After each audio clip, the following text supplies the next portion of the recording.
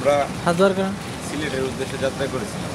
हाथ बार करा আশুগঞ্জ টু ব্রাহ্মণবাড়িয়া বিশ্ব রোডের মাঝামাঝি অবস্থানে আছি। তীব্র যানজট, যেমন বৃষ্টি তেমন তীব্র যানজট।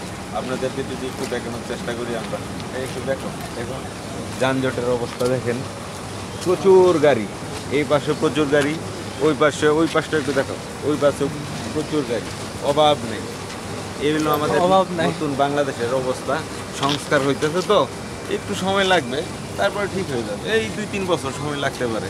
তাই তো মানুষের ভোগান্তির কথা নেই। এই আমরা একজন এই যে ভোগান্তি ভাই একটু বলেন কি অবস্থা। রাত্র 10টায় গাজীপুর থেকে রওনা দিয়ে আসছি, এখন পর্যন্ত সরাইল বিশ্ব রোড পৌঁছাইতে পারিনি। তাহলে আমাদের অবস্থানটা কি? আপনাদের ভোগান্তি বাইরে তাই তো? প্রচুর প্রচুর। এই নিয়ে আপনি কিছু মন্তব্য করবেন?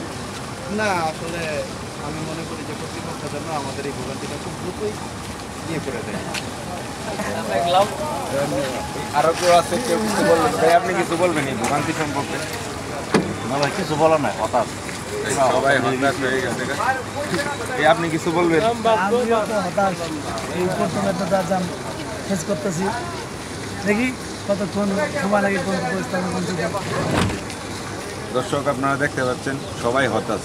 আশা করি কর্তৃপক্ষ যারা আছে বাংলাদেশের নতুন সংস্কার করবে যারা, অবশ্যই ঢাকা সিলেট মহাসড়কটি নজরে রাখবেন। ধন্যবাদ।